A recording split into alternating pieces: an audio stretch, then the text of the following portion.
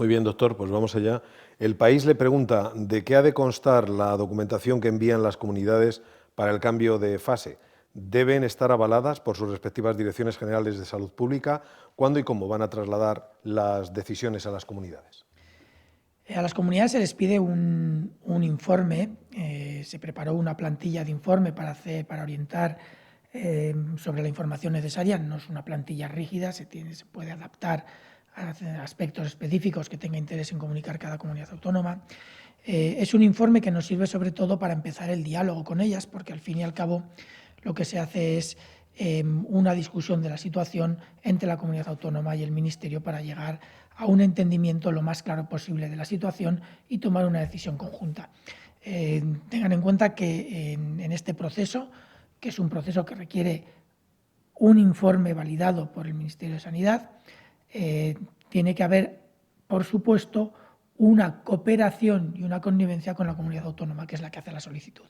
Los datos vienen de allí, la calidad de los datos es la que ellos nos aportan y tienen que dar las informaciones necesarias para valorar correctamente cada uno de esos datos. Y de hecho se ha establecido una muy buena relación con todas ellas. La validación del informe, el informe lo envía la comunidad autónoma. En todos los casos los ha enviado la Consejería de Sanidad. A nivel interno, cada consejería tiene que establecer los mecanismos y las formas y los responsables de realizar esos informes. Normalmente son informes que afectan a varias unidades y a varios sectores, en algunos casos, o en algunas de las variables que se solicitan. Por lo tanto, no es únicamente salud pública, aunque sí que es cierto que el componente de salud pública es probablemente el que más peso tiene, tanto en el informe como en la toma de decisiones. Al fin y al cabo, la evolución de la epidemia y los parámetros relacionados con la epidemia, la salud pública y la sanidad en general son los parámetros clave para valorar la situación y la probabilidad o posibilidad o no de pasar de fase, que como digo, se discute y se consensúa conjuntamente con las comunidades autónomas. Cambio 16 le pregunta, a la vista de la documentación presentada por las comunidades autónomas, ¿puede destacar qué debilidades y fortalezas se significan más en la lucha contra la pandemia y qué recomendaciones resultarían prioritarias para seguir avanzando? Añade esta publicación, la fase 0 ha destapado la picaresca para burlar las normas hasta el punto de que se multiplican los comportamientos irresponsables. ¿Cabe esperar que esta actitud se dispare en las siguientes fases? ¿Qué está fallando en la concienciación ciudadana frente al virus? Bueno, en cuanto a los... la primera pregunta estaba relacionada de nuevo con el informe, con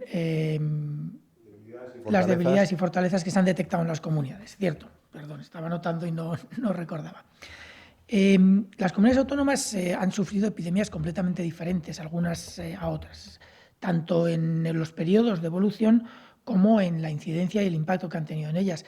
Por lo tanto, las comunidades autónomas no se han reforzado de la misma manera o no han tenido necesidad de reforzarse de la misma manera, aunque ahora se pida unas condiciones mínimas básicas.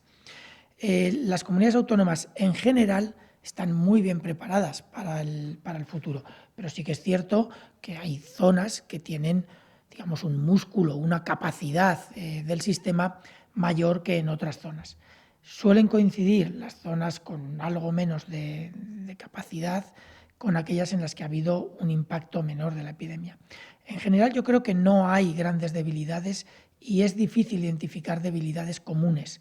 En cada una de ellas hay un aspecto diferencial que a lo mejor hay que mejorar o que tiene capacidad de mejora, pero en general en todas las solicitudes que se han presentado, la mayor parte de las solicitudes que se han presentado son solicitudes de gran calidad que han demostrado que nuestro sistema es sólido y que las comunidades autónomas saben bien lo que hacen.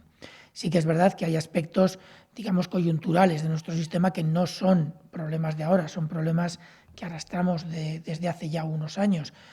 Yo creo que no es ningún secreto desvelar que la salud pública siempre ha sido la hermana menor de los sistemas sanitarios y, por lo tanto, la salud pública tenía unas capacidades quizás menores de las que hemos necesitado durante esta epidemia en algunos momentos. Todo eso, por supuesto, se hacen recomendaciones generales que son muy parecidas a todas para potenciar los servicios de salud pública.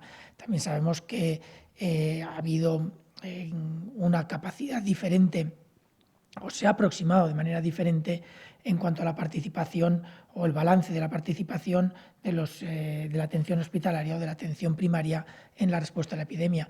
Entonces, en aquellas comunidades donde ha habido un desbalance en favor de la atención hospitalaria, pues una recomendación, por ejemplo, es proponer actividades específicas que surgen de la información que recibimos de mejorar o de potenciar la parte asistencial en atención primaria.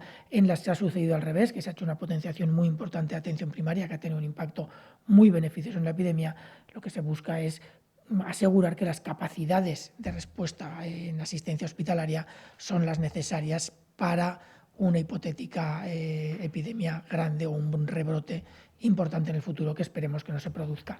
Básicamente son situaciones diferentes en cada comunidad autónoma que hay que tratar de forma diferente. En cuanto a la picaresca, vamos a ver, yo creo que tenemos que tener mucho cuidado. La población tiene que entender, toda la población tiene que entender que después de lo que hemos pasado, después del esfuerzo que hemos hecho entre todos, no podemos permitir que unos pocos lo tiren por tierra. Por otro lado, llevamos 8 semanas, prácticamente 8 semanas, si no me equivoco, con unas restricciones de la movilidad muy importantes, y se puede entender algún comportamiento no adecuado durante los primeros momentos en los que estas restricciones se alivian de alguna manera. Pero yo creo que es perfectamente compatible el salir, mejorar las condiciones de vida, sentirse un poco más en una vida un poco más normal y mantener las medidas de seguridad necesarias. Y yo en este caso sí que pediría, por favor, a toda la población, de todos los grupos sociales, de todas las edades, cualquier persona de este país, sea niño, sea adulto, sea mayor, cualquiera de ellos que entiendan lo que nos jugamos todos por el mal comportamiento de algunos. Yo creo que tenemos que ser conscientes de ello. Somos un país con muy afable, de gente muy afable, que nos gusta compartir, tenemos una vida social probablemente más intensa que en algunos otros países.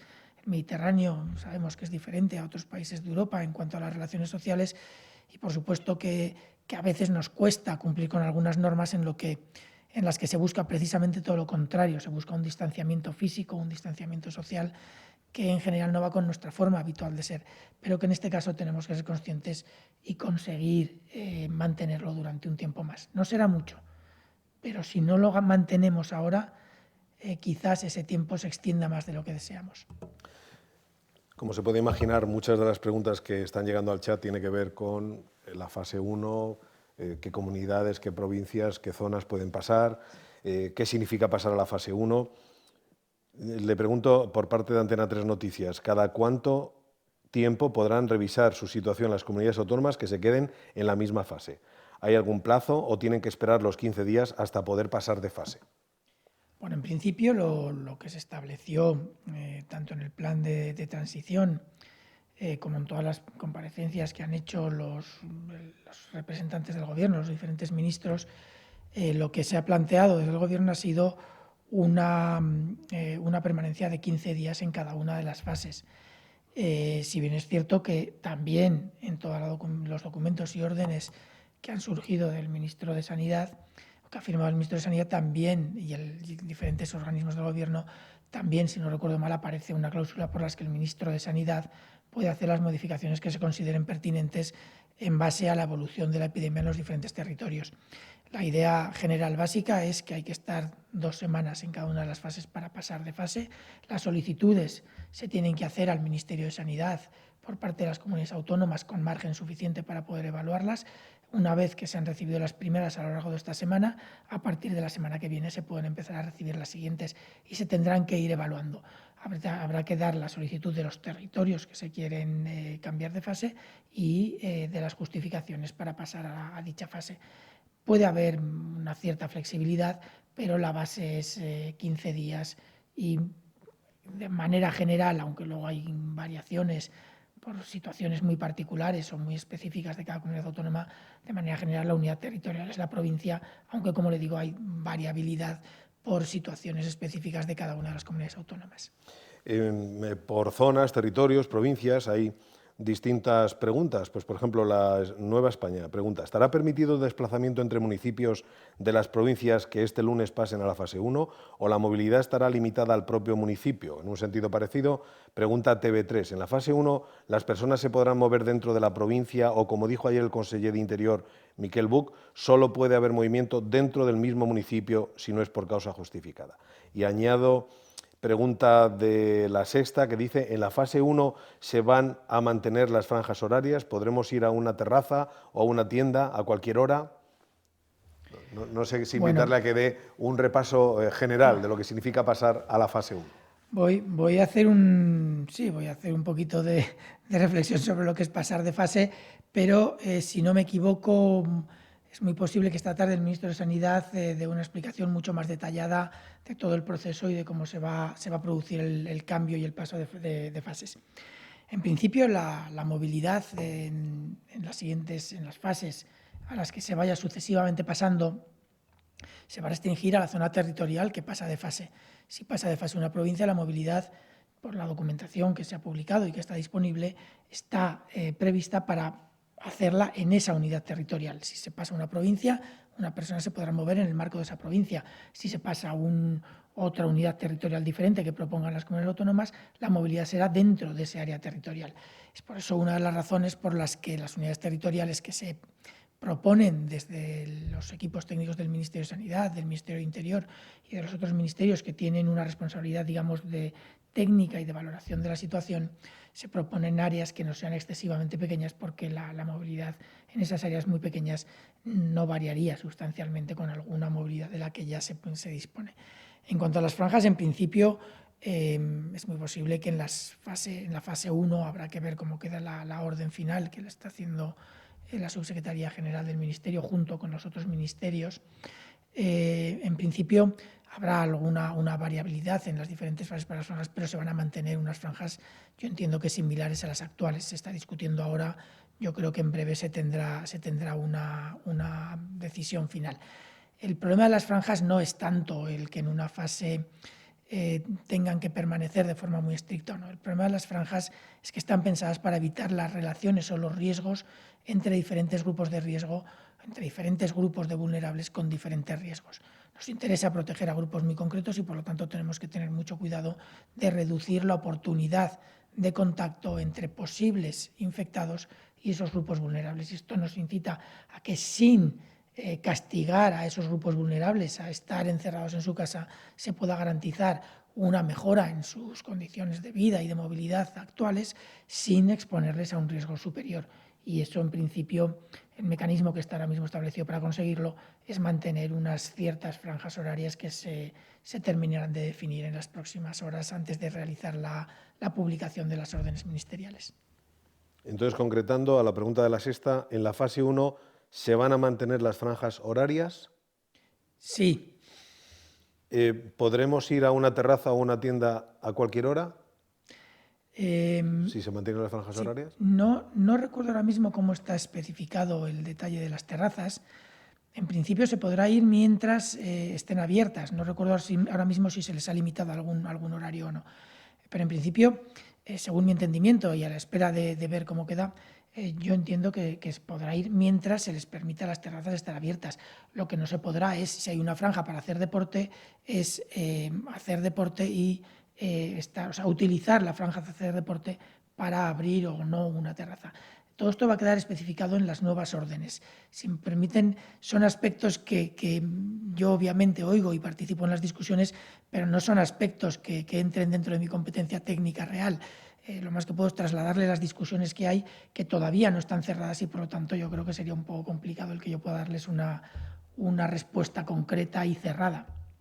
Un añadido más sobre si se ha tenido en cuenta alguna propuesta de comunidades autónomas de modificación de horarios para adecuar las temperaturas a las salidas de los niños. Sí, se estuvo discutiendo en una reunión, ayer en concreto, y se va a hacer una propuesta a las comunidades autónomas que les puede dar margen suficiente para adaptarlos a su situación meteorológica actual. El detalle, como les digo, saldrá publicado en la próxima orden que se haga, pero sí que se ha tenido en cuenta, porque de hecho son proposiciones muy razonables. Esto creo que podemos asimilarlo a algunas discusiones que hemos tenido hace ya unas cuantas semanas con documentos que hacen, por ejemplo, organizaciones internacionales, la OMS, el Centro Europeo de Control de Enfermedades, que tienen que dar recomendaciones para grupos de países muy heterogéneos y, por lo tanto, cada país tiene que adaptarlas. En este caso, conceptualmente puede ser similar. Se tienen que hacer una serie de recomendaciones generales a nivel nacional, pero por supuesto que las idiosincrasias de cada uno de los territorios pueden requerir ciertas adaptaciones y es lo que, con la flexibilidad adecuada, pero sin incrementar los riesgos para ningún grupo, se está tratando de hacer. Deutschland Radio le pregunta, los clubes de fútbol empiezan en los siguientes días con los entrenamientos.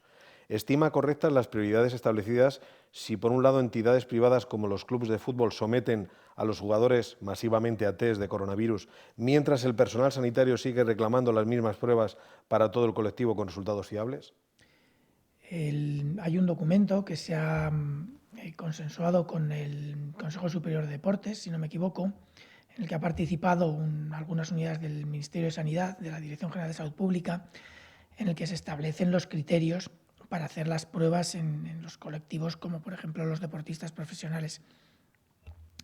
Si no recuerdo mal, los criterios para los deportistas profesionales, aunque siendo un poco más sensibles, no son tan dispares de la población general. Y también les puedo decir que las estrategias de muestreo actuales también tienden a favorecer los muestreos y los análisis en el personal sanitario, pero siempre con los criterios y las pruebas que tiene sentido hacer. Lo que no tiene sentido hacer es pruebas masivas en personas sin tener una prueba que nos vaya a dar un resultado fiable e interpretable. La mayor parte de las comunidades autónomas y una gran parte de sus servicios sanitarios están haciendo ya pruebas de cribado en todo su personal sanitario o en gran parte de su personal sanitario. Yo entiendo que esto se va a generalizar progresivamente y me consta que en muchos lugares, en muchas comunidades autónomas, ya hay pruebas de cribado para estos profesionales sanitarios. No sé si el total, no sé si se va a hacer progresivamente a todos ni en qué plazo se va a hacer, pero sí que se está progresivamente generalizando en las comunidades autónomas. Muy bien, doctor. Pues con esta pregunta cerramos aquí esta comparecencia al filo de la 1 de la tarde, 1 hora menos en Canarias, y también anunciamos que en el curso de los próximos minutos, tras la celebración del Consejo de Ministros extraordinario, comparecerán en rueda de prensa la ministra portavoz y ministra de Hacienda, María Jesús Montero, y la ministra de Trabajo, Yolanda Díaz. Trataremos de concretar, los horarios siempre los facilitamos de manera aproximada, pero ya anunciamos que van a comparecer en rueda de prensa en los siguientes minutos, quizá en torno a la 1:30 aproximadamente, la ministra portavoz María Jesús Montero y la ministra de Trabajo Yolanda Díaz. Gracias a los medios, gracias doctor, buenas tardes. Muchas gracias.